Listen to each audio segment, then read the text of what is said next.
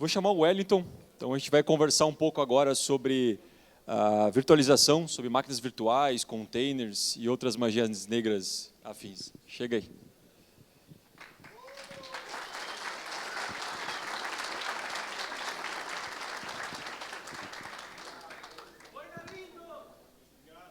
O cara trouxe a família aí para... a gente pode começar então falando um pouco sobre por que é legal usar a virtualização, por que é bom para nós desenvolvedores, o gerente de projeto, por que é legal usar a virtualização no nosso dia a dia? Quando você tem uma máquina e você precisa rodar uma aplicação em cima dela, você vai lá, instala as bibliotecas, o aplicativo, instala tudo bonitinho, começa a usar. Quando você precisa aumentar a sua capacidade de processar, ou diminuir, ou adequar, você precisa comprar mais máquina. Você precisa gastar dinheiro, você precisa de tempo para colocar essa máquina no rack, você precisa espetar ela na rede, você tem que contratar mais rede. E esse paradigma acho que de uns 10 anos atrás, não supre nossa velocidade de deixar a aplicação bonitinha, rodando, respondendo rapidamente. Aí, durante os anos, desde a época dos IBMs lá, dos mainframes, já surgiram algumas técnicas de virtualização, e aí você consegue usar o mesmo um recurso de hardware e separar para várias aplicações, para vários sistemas em cima. Eu acho que a grande vantagem de você usar virtualização em vez de bare metal é você otimizar recurso e gastar menos com esses recursos. Acho que outra coisa legal também, complementando, para nós desenvolvedores, é evitar o problema de na minha máquina funciona, né? Esse aí é uma piada que porque já está virando do pavê, até. Porque hoje a gente estava comentando no network aqui que os projetos estão cada vez mais complexos, né? Você tem hoje vários componentes, vários serviços, microserviços, e acho que a virtualização também ajuda nisso, né? Eu estava falando, era no ambiente de produção, de homologação e tudo mais. No ambiente de desenvolvimento, é exatamente o que o Mineto falou. Você consegue padronizar o ambiente e você tem aquele problema de, na minha máquina funciona. Aí o sysadmin fala, mas a infraestrutura também não mudou. E é aquela briga legal, divertida do dia a dia. Legal. Bom, acho que as máquinas virtuais elas surgiram para nós assim, há um tempinho. O Vagrant ajudou a gente a domar esse monstro que é a máquina virtual. E nos últimos anos a gente começou, um ano e pouco para cá, uns 2, 3 anos talvez, começou a surgir essa ideia dos containers, né? Que é uma das principais brigas, digamos assim, VM versus container. Tu consegue explicar, resumido, o que é um container? Qual a diferença do container e de uma máquina virtual? Antes de responder, tem uma perguntinha rápida. Quem usa Vagrant aqui? Estou imitando o Rogério. Quem já usa Docker? Legal. O container, a ideia do container é você reutilizar um recurso do núcleo do seu host. Deixa eu pegar uma imagenzinha bonitinha, que aí fica mais fácil da gente explicar. Eu trouxe 3 imagenzinhas. Cadê esse cara aqui? Mas basicamente assim, o container, você tem um host, que é a parte base, é o sistema você tem o seu hardware. No hardware você instala o sistema operacional. Esse sistema operacional ele vai funcionar como host. Displays, que é onde você vai instalar o seu Linux ou o seu Zen, enfim. Em cima desse host, você coloca um cara que vai te fazer a virtualização. Esse cara se chama hypervisor. Provavelmente vocês devem conhecer o VirtualBox, certo? Alguém nunca ouviu falar de VirtualBox? Awesome. Aí você tem vários virtualizadores no contexto de dev, Parallels Desktop, VMware, enfim. E no contexto de live você tem Zen, QEMU, etc. Que é o cara que vai, se possível, fazer a comunicação entre a máquina que está em cima, no guest, e o hardware da sua máquina física. Isso que eu estou falando é virtualização. No sistema de containers, você não tem essa camada de hypervisor. Você tem um cara que pega os namespaces do Linux, monta um cgroup e você simula um sistema operacional numa partição, num diretório. E com isso você consegue usar o kernel que é o núcleo do seu sistema operacional host. Então, você reutiliza todos os recursos que está no seu host. Com isso, você tem uma otimização do seu recurso de hardware. Você não gasta menos para usar mais. Cada máquina virtual, então, é como se fosse uma máquina mesmo, e o container você consegue compartilhar esses recursos. Exatamente. É como se fosse uma VM Lite, digamos assim. É uma VM bem light. A diferença é que... Deixa eu fechar isso aqui. O pessoal já me conhece por deixar as coisas tudo abertas. Esse carinha aqui. Aqui está uma diferença. É uma VM bem light, porque você não tem aqui o hypervisor. Aqui nós temos o stack de virtualização. E do lado direito nós temos o stack de um container. Esse aqui, no caso, especializado é o esquema do Docker Engine. Você não tem a camada de hypervisor, então você não tem que instalar o sistema operacional todo aqui, o Guest OS, instalar um Linux inteiro, um Windows inteiro para poder fazer essa virtualização. É uma virtualização meio que a software... na verdade, sobem processos. São gestões de processos. Por isso que sobe absurdamente rápido. É uma das vantagens. Então, a vantagem do container em relação à VM seria só a performance? Não. Você tem a granularidade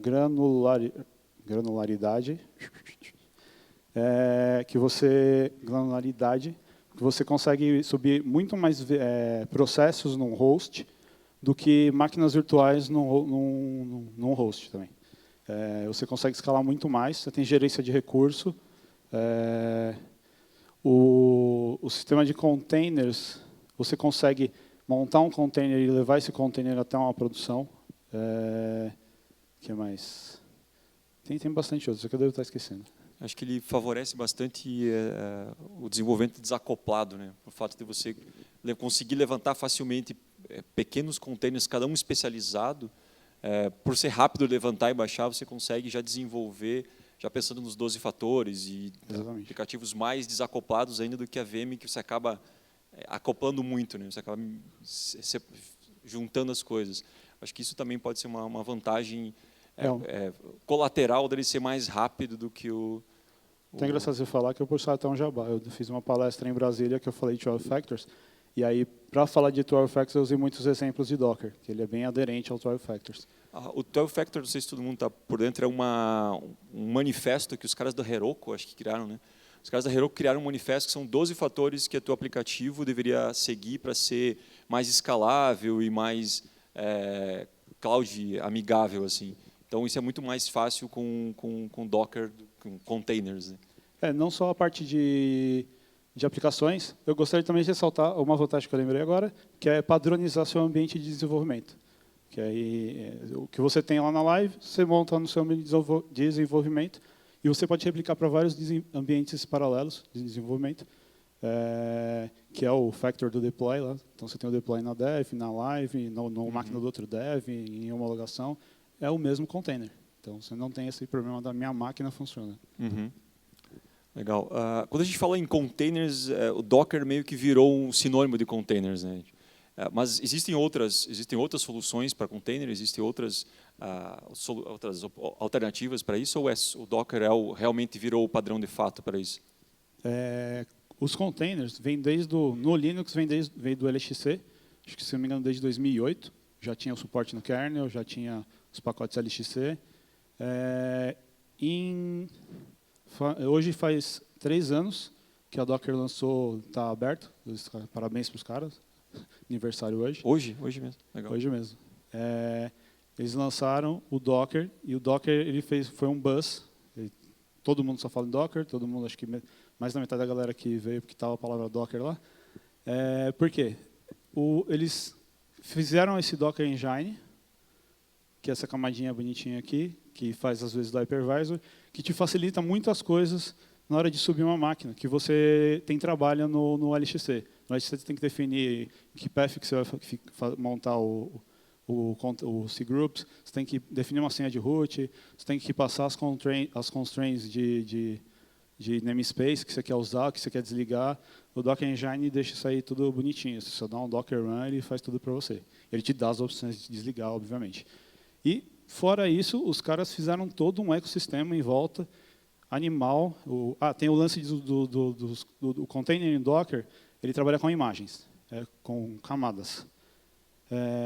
Quando você monta uma imagem, ele é uma camada de vários comandos. Então, você tem lá o sistema operacional, você instala um web server, um Nginx, um Apache, você tem uma camada nessa instalação.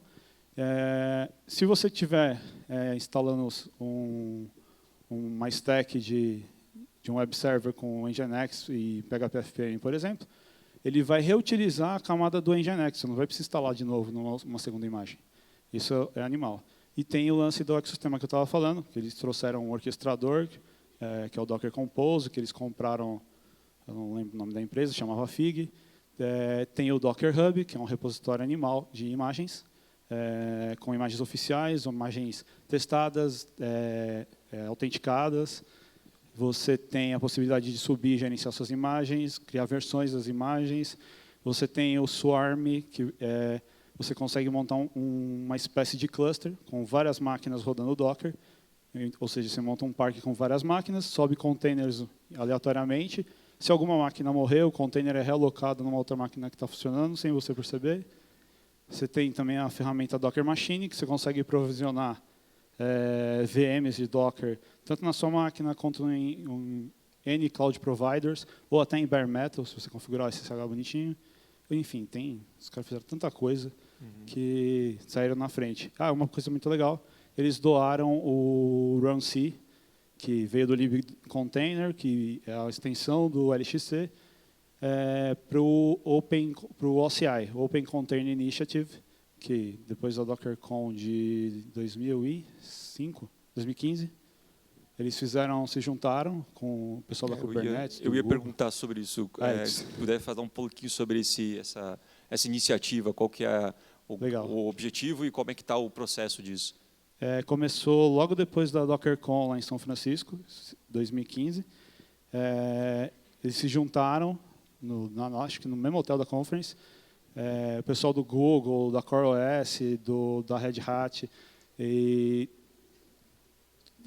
eles abriram o GitHub, colocaram as primeiras notas para poder padronizar um sistema de containers, os primeiros guidelines para vamos fazer assim, vamos fazer assado, para que tivesse um padrão de containers. E a Docker doou o runC, e foi incorporado no OCI, no Open Container Initiative. O Open Container Initiative ele é liderado pela Linux Foundation. Então, vocês já sabem aí do selo do gabarito dos caras, dá para confiar. E eles estão evoluindo, já fizeram algumas alterações, tem vários commits no runC. É engraçado que o pessoal da CoreOS não tem commitado. E a CoreOS lançou o RKT, que é uma engine alternativa de Docker. Então, você roda containers RKT lá no CoreOS. Se bem que o CoreOS também tem suporte para Docker. E aí, eles estão tocando, está um projeto legal, está começando a virar, está no início ainda, mas está começando a virar. O objetivo é facilitar você rodar containers em mais de uma distribuição, mais de um sistema operacional. Qual que é o goal dele, o objetivo dele? O grande objetivo é você ter um padrão, um padrão de como montar containers e o runtime desses containers. E todos os caras que seguirem esses padrões vão ser interoperabilizados. Tá difícil falar hoje. Interoperabilidade. E aí você consegue subir container Docker no CoreOS, você consegue subir container Docker no OpenShift, você consegue rodar pods de Kubernetes no Docker, que hoje não dá. Você tem que fazer os agregados. Então, se você tiver um padrão e todo mundo seguir o padrão, todo mundo se conversa. Eu li sobre o Kubernetes, é uma ferramenta do Google para orquestrar, né? Exatamente. Eu li uma reportagem sobre o Ubernetes, que seria para facilitar isso também, então deve fazer parte desse processo, você poder migrar um Docker entre Amazon e Azure. Então, parece que é um ecossistema que ainda está se solidificando, né? Então, acho que isso, por ser relativamente novo, uns 3 anos, mais ou menos. O Buzz é 3 anos. 3 anos hoje, né? Então, tu acha que isso já esse ecossistema ele já está maduro o suficiente para a gente poder confiar isso em produção? Isso que é uma pergunta que tipo, até pouco tempo atrás, um site do Docker tinha um disclaimer lá, não usa em produção. Acho que agora eles tiraram, né? Mas qual que é a tua experiência? Você já está usando em produção? Qual que é a tua experiência real life, assim, tanto com máquinas virtuais quanto com Docker? Não estou usando produção ainda. A gente está esperando uma oportunidade com um projeto de POC para começar a trabalhar. Ele está maduro, sim. Eu vejo muita gente crescendo. Se não me engano, alguém escreveu um artigo no eMasters falando mostrando um trecho de 1 ano, a quantidade de containers rodando em produção. Apareceu que estava aumentando. E, assim, está estável. A Docker já está começando a vender serviços de cloud. Então, você tem o... aquele Docker Cloud que eles compraram recentemente. Né? O Docker Cloud ele junta o Docker Trusted Registry, que é uma espécie de Docker Hub privado, onde você tem um monte de permissão que você pode controlar. Você tem o Docker UCP, que é o Universal Control Plane. Esse cara faz todo o dashboard, onde você deixa bonitinho lá. Você não precisa ficar digitando um monte de comandos. Você consegue subir container, desligar container, subir máquina, montar cluster, diminuir, enfim, um monte de brincadeira. E ele é cobrado. A tua desconfiança com produção é exatamente por ser imaturo ou porque tem alguma outra característica técnica de você colocar? Porque a cloud, a gente estava conversando um tempo atrás, o cloud na Amazon, por exemplo, já é uma máquina virtualizada, e tu vai colocar mais uma camada em cima. Tu acha que isso é um problema ou não é? Ou não chega a fazer um problema de você ter um EC2 na Amazon, em cima do EC2 rodando um container? Tu acha que isso faz diferença? Agora eu lembrei, foi lá na Campus Party. Tem sim se você for usar em bare metal, se tiver um monte de máquina sua instalado Docker dentro, ou algum outro Docker Engine que seja compatível, cara, uma maravilha. Bota, você não vai ter problema zero. Você vai ter um ótimo reutilização de recursos. Se você estiver usando VM, que é o que eu lembro que eu tinha comentado lá na época, não faz muito sentido você colocar um container em cima de uma VM que está em cima de um host. Por melhor otimizado que seja, você vai ter um overheadzinho, né? Uma camada a mais, não existe mágica. Então, e uma coisa da Amazon que eu achei interessante, eles cobram o EC2, eles não te cobram os containers. Então, tanto faz quantidade de containers. Tem um piloto, acho que não. Tem, eles estão mudando bastante. No Brasil, acho que ele não está disponível, mas acho que tem um piloto que vai começar a cobrar por imagem, né? por container. Vai ser legal. Não sei se já está. Eu li aqueles documentos de eventos que eles têm. Eu acho que, se não me engano, o Spotify tem um parque de containers em produção. Mas eu lembro de ter conversado com o Felipe Ribeiro um tempo atrás. Ele falou que tinha uma parte que já estava em produção nisso, né? Então, acho que, mas para desenvolvimento, eu uso todos os dias praticamente. Sou apaixonado por Docker, né? Então, acho que isso é uma tendência muito. Eu usava Vagrant para levantar máquinas virtuais e a diferença de performance no meu dia a dia é considerável, assim. Beleza, obrigado pessoal. Galera.